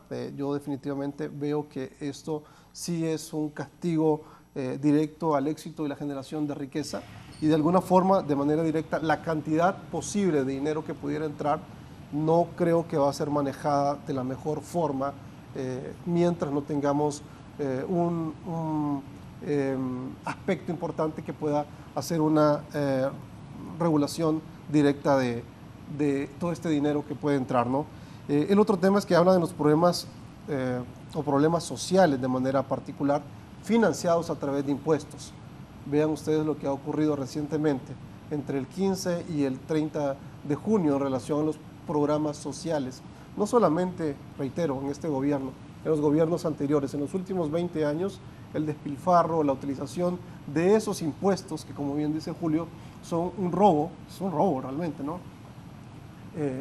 De manera directa y coercitiva, no ha sido utilizado de la mejor manera para mejorar la educación, la salud, el tema obviamente de infraestructura vial, por ejemplo, y por supuesto todo el tema relacionado a la delincuencia en general. Si estuviéramos hablando desde ya, y me parece muy interesante lo que se ha mencionado, de las posibilidades de que a partir de esto, de una reforma más integral, más liberal, pudiéramos hablar de una disminución de impuestos, si pudiéramos hablar precisamente de una reducción del impuesto sobre venta, el impuesto sobre la renta, de una cantidad impresionante de impuestos que tenemos en el país, definitivamente las cosas serían distintas. Y yo creo también que si utilizáramos algunos polos de desarrollo de manera particular para poder generar esos incentivos y atraer inversores reales que puedan impactar las sociedades, yo creo que ese sería también un punto muy importante. Sobre capacidad de pago, que también se habló de capacidad de recaudación. Definitivamente yo creo que es un concepto moralmente reprobable. Yo creo que de alguna manera implica que el Estado tiene hasta cierto punto el derecho inherente, ¿no? Sobre la riqueza de los individuos simplemente por el hecho de que la han generado. Yo realmente no estoy de acuerdo con esto. sí lo veo como una justificación para la coerción y la única justicia económica que yo creo que realmente es la que se deriva del intercambio voluntario, Julio. Y aquí tiene que ver con un ejemplo muy claro y que me encantó que hizo Julio, ¿no? Si yo estoy bien, también voy a querer que mi vecino esté bien, que mi comunidad esté bastante bien. Y eso es un principio liberal que pasa precisamente por el tema de la colaboración voluntaria. Es un principio básico, no la violencia con la cual nosotros somos expoliados a través de la terrible carga impositiva que tenemos en este país. Y Julio cerró con dos ejemplos sumamente interesantes. El caso de uruguayo y el caso peruano. Interesantísimos para poder hacer una revisión de esos ejemplos. Recordé que esta gente del gobierno trajo economistas uruguayos. Bueno, pero hay que ver qué línea Sí, puede eso, traer. por eso. Si yo traigo Y él keynesianos... mencionó que era el tiempo de Pepe Mujica. No, antes de Pepe Mujica, pero además yo más que eso, lo que dije es que deberíamos de ver la buena práctica. Claro. ¿Qué fue lo que hicieron allá para que le funcionara la Sí. reforma? Y hay otro tema no menor, lo que se está haciendo, por ejemplo, ya en la Argentina. Y es un dato bastante interesante para poder revisar lo que se está haciendo allá. Las reducciones en este momento de las cargas impositivas ya está dando resultados, Julio. En 1 año y medio de gobierno de la gestión de Milei, estamos viendo ya algunos datos bastante interesantes que creo que vale la pena. Pero ha crecido la revisar. desigualdad también. Cerca del 30% de reducción en muchos de los precios de los productos en la Argentina. Es una cantidad, yo creo que de posibilidades impresionantes que ya se están dando en aquel país. Rápidamente, esta reforma desincentiva la inversión a largo plazo, ya que los empresarios no podrán predecir con certeza las futuras cargas fiscales. El emprendimiento florece en un entorno de estabilidad, bajos impuestos y respeto a la propiedad. Esta ley genera lo contrario, lleva a la fuga de capitales y de cerebro. La probabilidad es bastante alta, por supuesto, ¿no? Y el argumento es bastante sencillo, ¿no? Mientras no hablemos de estabilidad del entorno macroeconómico, mientras no hablemos de respeto a la propiedad, va a ser muy difícil. Es muy sencillo analizar estos argumentos. Nos están proponiendo una ley de justicia tributaria, ¿no? Sin embargo, no nos están proponiendo de manera directa y relacionada una mejoría sustancial en el Estado de Derecho, en los derechos de propiedad. Vean ustedes cuánta mora hay en revisión sobre temas de derechos de propiedad intelectual, por ejemplo. Hagan una revisión específica de lo que realmente está ocurriendo, la cantidad de datos en relación a la falta de crecimiento y fortalecimiento del Estado de Derecho. No solamente porque lo diga yo, hagan las revisiones comparativas de lo que hace el Índice de Libertad Económica del Fraser Institute y de la Fundación Heritage. Y hagan el análisis estrictamente del tema de Estado de Derecho. Y en función de eso, vemos que no hay un fundamento todavía tan claro, tan adecuado, que pueda evitar precisamente lo que yo estoy planteando precisamente sobre el análisis de las futuras cargas fiscales. A mí nadie me puede poner, digamos, la posibilidad o analizar la posibilidad de que podamos tener más carga fiscal si una vez se aprueba esto, pueden generar nuevos impuestos, ¿no? Y la otra cosa que yo decía que valdría la pena analizar es por qué, por ejemplo, se quiere eliminar el Consejo Nacional de Inversiones, ¿no? Que es otro tema que en su momento me encantaría pudiéramos conversar. Sincero. Bueno, creo que hay varios puntos, ¿no?, que se han señalado. Solo De hecho, dime que algo. me parece ¿Qué iba que a la- decir, Claudio? No, el Rico? Consejo se mantiene. Precisamente por eso señalo de que el borrador, el proyecto original que mandó el Ejecutivo al Congreso ha modificado y el Consejo Nacional de Inversiones se mantiene. Eso es una buena opción, Se mantiene. pero la idea es optimizar todo lo que ha hecho el Consejo Nacional de Inversiones en los últimos años. Y a partir de eso, con una buena legislación, una buena reforma, reitero, más liberal, menos coercitiva y por último, menos dañina para la economía nacional, creo que podría dar un resultado interesante en cualquier gobierno, con cualquier equipo de técnicos especializados que desarrollen realmente una cultura importante para el país. En un futuro me gustaría, don Carlos, que especificara que una reforma más liberal, porque me fuera más concreto, ¿verdad? Porque qué aspectos de la ley no le parecen. O sea, usted señaló que tiene artículos específicos de la ley que usted no está de acuerdo. Me gustaría, porque creo que en su exposición he visto que más se está refiriendo a principios tributarios, que lo dañino que algunos consideran que la tributación, que daña la inversión, que daña el consumo, que aleja capitales. Entonces esos son los principios tributarios. Entonces yo consideraría, le sugiero, le recomiendo de que nos señale precisamente cuáles artículos específicos de la Ley de Justicia Tributaria le parece que no son adecuados, para reflexionemos sobre eso, porque creo que el título de este foro hoy es la Ley de Justicia Tributaria, si va a ser aprobado o no. Sí, el artículo 339, por ejemplo, ¿no? A ver, dígame. Se prohíben monopolios, monopsonios, oligopolios, la condonación de las obligaciones tributarias materiales, salvo por causas de fuerza mayor, acaparamiento y prácticas similares en la actividad industrial y mercantil. Y la pregunta que me genera acá, ¿no? ¿Esto solamente es para el sector privado o también abarca monopolios estatales? Bueno, yo considero de que cualquier actividad que venga a entorpecer y que venga a acaparar la actividad económica no debe ser bien vista. Y debe haber, ahí coincide usted, que entre más competencia haya, leal, sin privilegios, debe de funcionar en una economía capitalista como la nuestra. Mi pregunta es clara, ¿no? ¿Dejará la ANES ser un monopolio? Bueno, ya se hizo intentos, don Carlos, de que convertirla, privatizarla, y todos conocemos el desastre que ocurrió. Entonces, viendo todo lo que estaba sucediendo del 2014 hasta el 2021, obviamente el Estado rescató una empresa estatal demasiado estratégica para el desarrollo. Entonces, querían hacer fiesta de una empresa estatal y vendiéndola a precio de gallo muerto, y eso este gobierno dijo que no.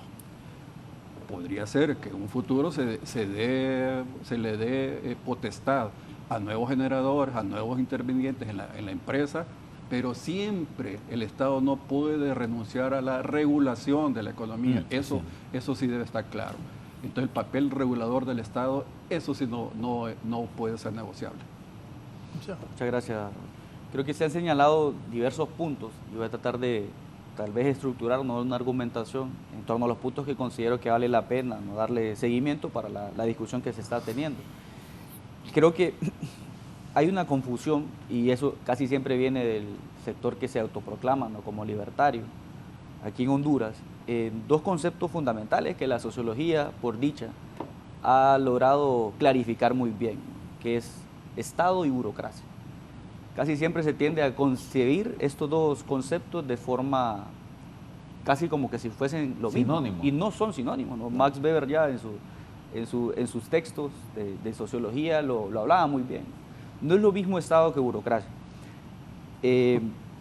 Creo fielmente que el gasto público tiene que ser más eficiente, tiene que revisarse también eso, estamos completamente de acuerdo con esa parte, pero también estamos a favor de que el Estado debe también impulsar inversiones estratégicas. De hecho, hay un mito montado sobre todo desde el sector privado, no digo el sector privado hondureño, ¿no?, hablo en términos muchísimo más abstractos y también generales, de que el Estado no puede realizar inversiones estratégicas. Mariana Mazzucato, que es una economista. El Estado Emprendedor. El Estado Emprendedor, exactamente. Una obra que publica prácticamente después, creo yo, del que le encanta a Obama. Del valor de la... Bueno, para que tengamos un poco de consenso, como lo mencionaba usted, Mazzucato menciona, ¿no?, y pone ejemplos muy claros. Por ejemplo, el desarrollo de Apple, el desarrollo de GPS.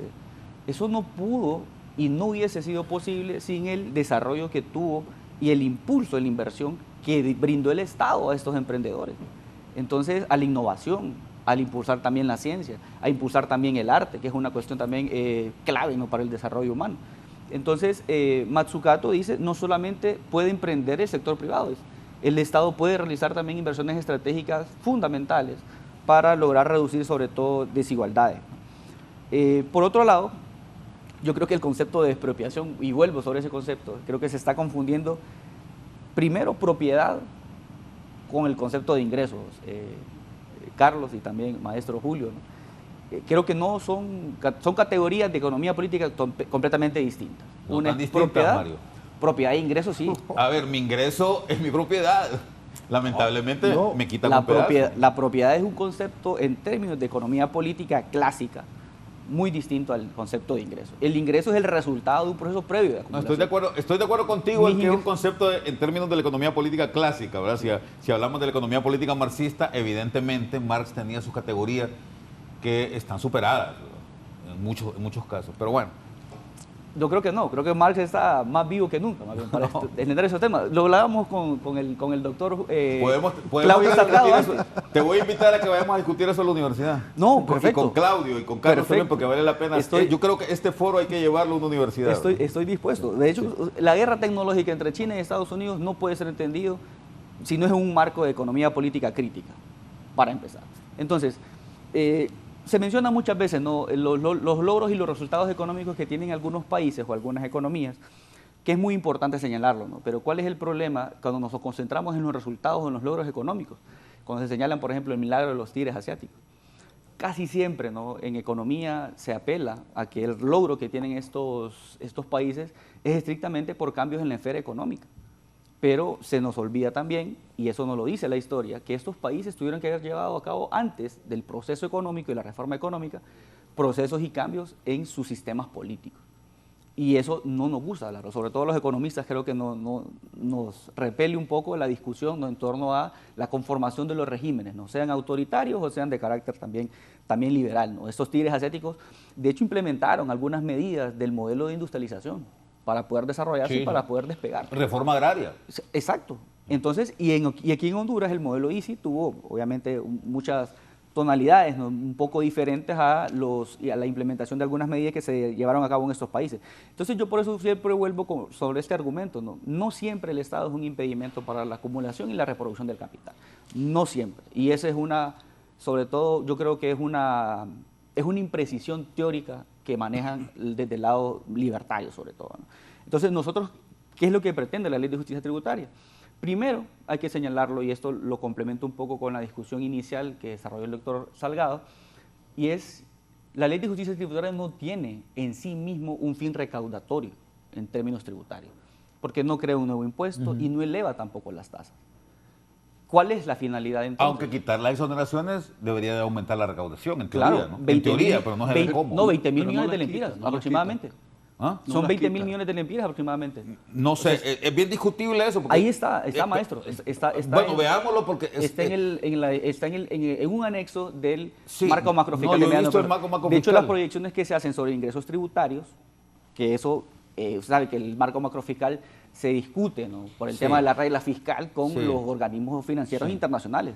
Se sienta con el FMI Sí, pero para yo poder lo discutir eso. yo lo he discutido con la gente del FMI y he discutido sobre todos los supuestos, porque, a ver, te lo voy a poner de otra forma, le voy a dar vuelta al asunto aquí considerando un argumento de Carlos.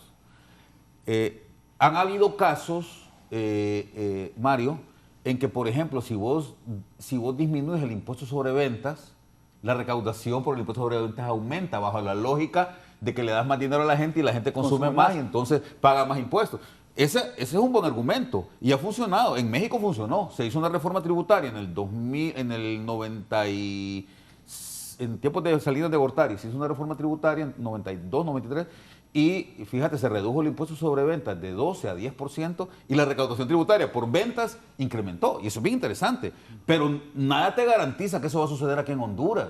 Lo mismo pasa con el tema de las exoneraciones. Ustedes están asumiendo que si se reducen las exoneraciones, los que invierten van a pagar más, pero no es tan cierto eso, ¿verdad? Ese es un supuesto, pero no es tan cierto porque puede ser que esa gente se vaya y más bien la recaudación se te caiga por eso. Porque si viene a Nicaragua, si viene a don Daniel Ortega, que ya sabemos que es muy amigable con este tipo de cosas, decirles vengan a invertir acá, ¿verdad? Y un montón de gente se va Fuga para de Nicaragua. capitales se llama eso. Entonces, hay que ponerle Pero cuidado a eso. y la gente no está en contra de Nicaragua, Cuba y Venezuela. Sí, Pero se van a panicar. a ver, lo que pasa es que no estamos, estamos cayendo entonces ya en un subjetivismo, Raúl, No, es que ¿verdad? que, Porque oíme, yo estoy hablando de economía, lo de la ¿verdad? Y estoy hablando de oligarquía economía política, ¿verdad? Y los capitales no tienen ideología, papadito. Hacen negocio como tiene que- Precisamente ese punto es importante. Y por eso incluso dentro de la misma ley de justicia tributaria se establecen una serie de reformas para evitar que Honduras también sea declarado un paraíso fiscal, ¿no? ¿Cuántos capitales se dan de Honduras sin la Pero aprobación de la fíjate que ley a mí me de justicia encantaría vivir en tributaria? un paraíso fiscal. Güey. Eso. A mí me encantaría vivir en Suiza y en Panamá Qué lindo, y ¿no? en Bahamas. Me encantaría porque se vive súper bien ahí. Panamá creció O sea, durante yo no 5 sé, años también, no consecutivos, demonicemos 9.7. tanto las cosas. ¿verdad? No asumamos que las... Que, No, para que- nada. Yo porque- creo que hay una discusión también que es un poco la que usted también, que era el segundo punto que tenía. Economía, desde la primera clase, ¿no? En la facultad de economía, en la clase de principios de economía, no sé si se mal enseña, no quiero ser tampoco tan fuerte En con general eso, se mal enseña economía aquí, pero bueno. pero hay un principio que es cuando se establece, ¿no? De que el Estado tiene dos objetivos y que son mutuamente excluyentes. Uno es crecer y el otro es distribuir, pero no se pueden hacer de forma simultánea. Yo creo que sí. Yo Esas también son- creo eso. Esas Yo son también las creo eso. razones, perdón, Yo creo que me Honduras meta, esas tiene son las que razones crecer por las cuales y además de crecer, En la Honduras tiene academia. que distribuir mejor. Y ocurre lo mismo con el tema de la recaudación. Nosotros no solamente recaudamos poco. Hace poco mencionaban que es coercitivo. ¿Cuánto es recaudar poco? 17% comparado con 17%, 16.6 es Sí, el pero promedio de los últimos 10 años de Todos Honduras es sabemos que ese estado de 16.6%. bienestar que ¿Cuántos tanto millones pregonan es los eso? europeos no es tan cierto. Eso representa, según la última recaudación del 2024, aproximadamente 98 mil millones de lempiras. ¿Y este año? Este año la proyección de la meta de recaudación 140. es de 107 mil 160.000, algo así. No, pero es que se está incluyendo ingresos tributarios y no tributarios. Bueno, incluyendo aduanas, perdón. En el DESAR, tributos internos, es 107 mil millones de lempiras. Solo en tributos. Sí, y ahorita al cierre de este primer semestre ya hemos recaudado 53 mil millones, que es más o menos el 49%. Sí, estamos bien. Está bien, sin ningún impuesto adicional, ¿no? Estamos Sin de ningún acuerdo. impuesto, porque la crítica que surge bastante es que se han incrementado Sí. los tipos impositivos. No. Y A ver, no pero es tan cierto. aquí no hemos dicho eso, No es tan cierto. Mario. No, Aquí pero- pero se mi satanizan también los impuestos, Mi maestro. punto viene otra vez Claramente. al tema de las gráficas que presenté. ¿Qué le da el gobierno a la economía versus qué le quita el gobierno a la economía? Bueno. Porque el punto, porque si vos ¿Sabe lo qué ves... le da? ¿Sabe qué le da? ¿Sabe qué le da el Estado? Usted dice, el gobierno le quita, porque dice, el gasto social para usted es quitarle. Y es una No, discusión de filosofía moral. A ver, es demanda. Pero, sí. pero hay otra cuestión. ¿Sabe qué da el Estado? 63 mil millones de lempiras en gasto tributario, en exoneración. Esa es la nueva revisión del gasto tributario. ¿Cuánto representa eso de nuestros ingresos? Representa aproximadamente el 60% de nuestros tributos internos. Sí, eso- ¿para qué- Eso es para qué- bastante, ¿no? Pero ¿para qué No es quieren dar, ese- no es para dar qué eso al quieren ese capital, dinero? digamos. ¿Para qué quieren ese dinero? No, es que ese es gasto tributario. Pero Eso es espérame, algo que el Estado deja de Mario, percibir. Pero entonces discutamos sobre eso. ¿Cómo hacer? Asumamos el tema del gasto tributario, que me parece, es bien discutible también. El BID antes decía que eran 24 mil millones, ahora dicen que son 40 mil y luego dicen que son 60 mil. Fijemos un número y pongámonos a discutir sobre el tema. El punto es que una buena parte de ese gasto tributario es el impuesto, son las exoneraciones al impuesto sobre ventas.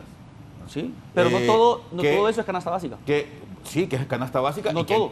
pero es un montón. Pero no todo. Yo sé que no todo es canasta básica, pero No es todo es un canasta montón, básica. un montón de cosas que... Revisemos eso. Que eso Te lo voy- han me voy a malinterpretado. me voy a meter un tiro en los pies ahorita. A cuenta de que los profesores no pagamos impuestos. De acuerdo, ¿Ah? estoy de acuerdo. Oye, Yo oiga, sé que mis colegas me van a crucificar, pero es una injusticia. Eso es inequidad tributaria. No estoy de acuerdo. con- Entonces- espere, Entonces, de acuerdo. esto para los cuatro. Una pregunta. Olvidémonos de los más ricos, de la oligarquía. ¿Qué pasa con los emprendedores, pequeñas, medianas Correcto, empresas exactamente. que pagamos impuestos? ¿Para qué seguridad pública no sirve? Salud pública no sirve. Educación pública no sirve. Transporte público no sirve. No es culpa de este gobierno, es algo histórico. Pero Correcto. ¿por qué la gente quisiera pagar impuestos? Solo sirve para pagar salarios de burócratas Correcto. y reparar calles y que en esas calles hagan movidas en el bacheo.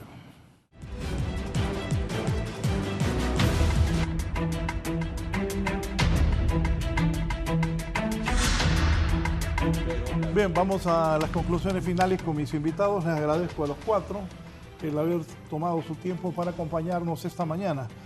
Sus comentarios finales y conclusiones, don Carlos Cali, gracias.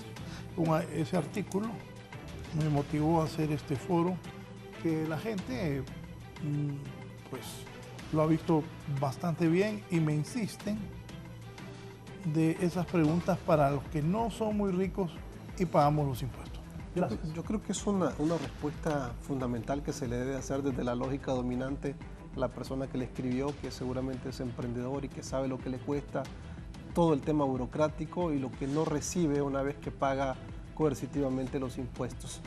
Yo creo que para ellos debe haber una reforma realmente especial que genere un crecimiento importante y reitero, que se les quite la bota del cuello para que empiecen realmente a crecer como se necesita en el país. Y definitivamente cierro con el hecho de que cuanto menos interfiera el Estado, reitero, cuanto menos interfiera el Estado en la economía, más rápido va a crecer la sociedad. Gracias. Don Claudio. Bueno, para esa pregunta que hace el televidente, quiero decirle que dentro de la Ley de Justicia Tributaria hay un régimen específico para los emprendedores, se llama RINDE, y eso tiene que ver con su planilla y la planilla se le va a reconocer el doble para el pago del impuesto sobre la renta, y además de eso también va a tener otro tipo de exoneraciones. Y finalmente yo quiero decir, Raúl, que las exoneraciones no se van a eliminar. Aquí se ha dicho que si se va a eliminar las exoneraciones, ¿cuánto va a recaudar el gobierno? No, las exoneraciones no se van a eliminar. Y de hecho, yo señalé de que algunas vencen en el 2034 y otras vencen hasta el 2050. Eso se les mantienen todos los privilegios, no se les va a tocar. Entonces, es erróneo señalar que la Ley de Justicia Tributaria elimina las exoneraciones. La Ley de Justicia Tributaria lo que anda buscando es racionalizar, simplificar todos estos 18 regímenes que actualmente existen, porque es inmanejable, totalmente inmanejable manejar 18 regímenes, y lo que está haciendo la Ley de Justicia Tributaria es dar los mismos incentivos que dan los países con los cuales tenemos una mayor competencia, como el caso de República Dominicana. Son los mismos privilegios, los mismos incentivos que se van a otorgar. Gracias. Gracias. Julio.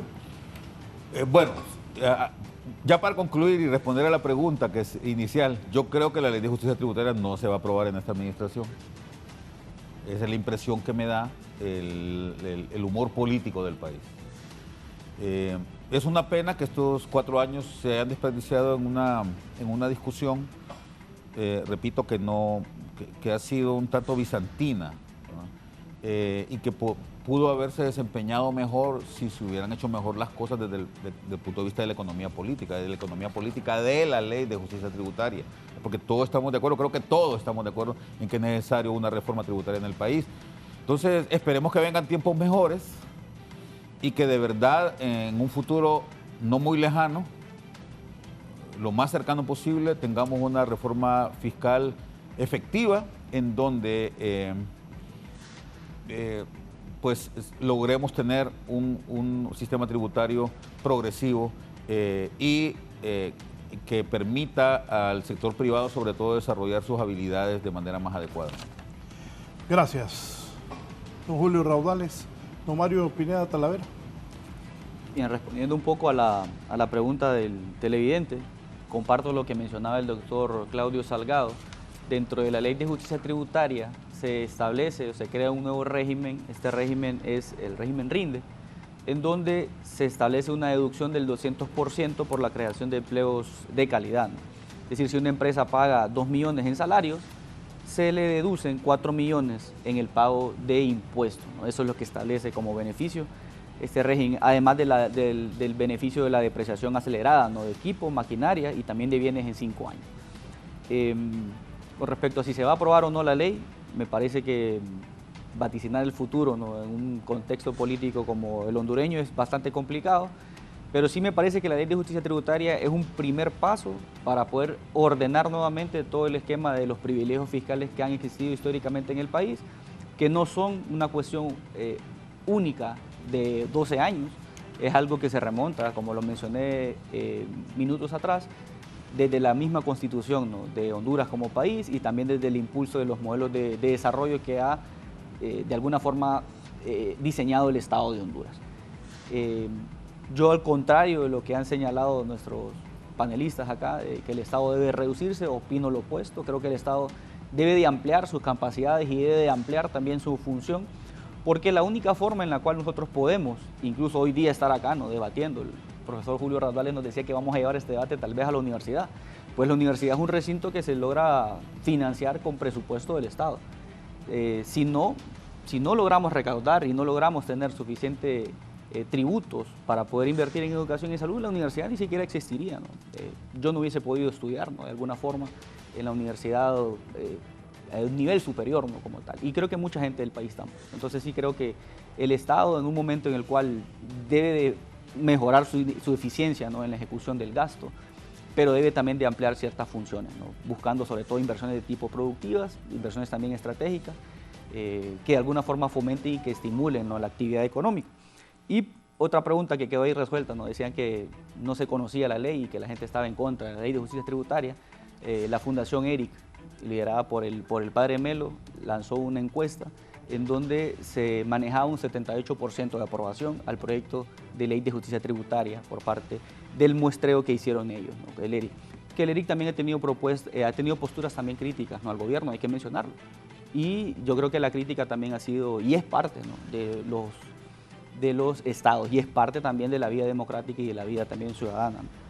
Y me quedo solamente con eso, y agradecer nada más por la participación en el foro. Gracias a mis 4 invitados. Queda en el aire la ley de justicia tributaria. Como aquí la pregunta es, ¿van a haber elecciones? Si hay elecciones, quedan 6 meses para que vaya el actual Congreso.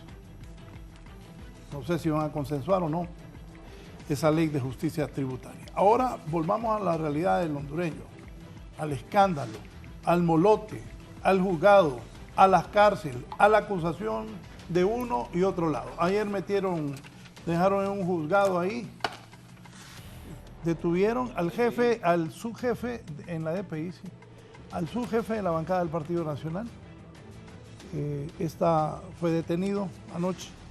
Está acusado una ex magistrada, ex procuradora, varios abogados, de haber dañado al Estado por más de 3.000 millones. Cerramos desde los juzgados con Giovanni Villalobos. Tengan buen día.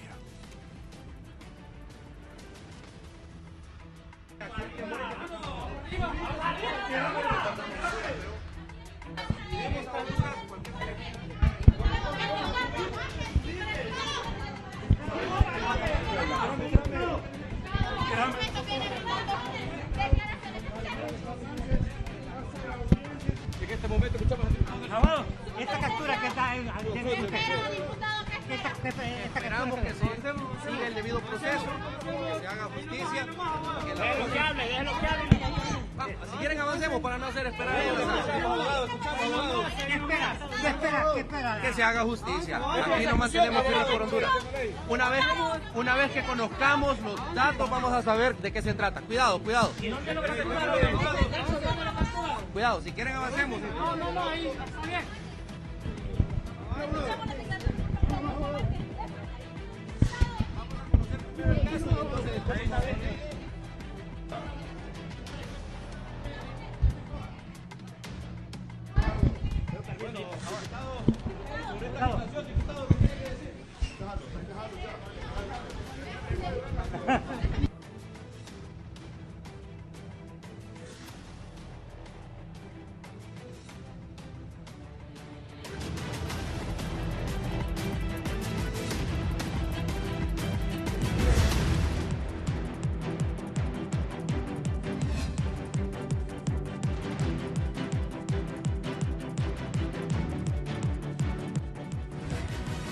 Esto es La Entrevista con Raúl Valladares.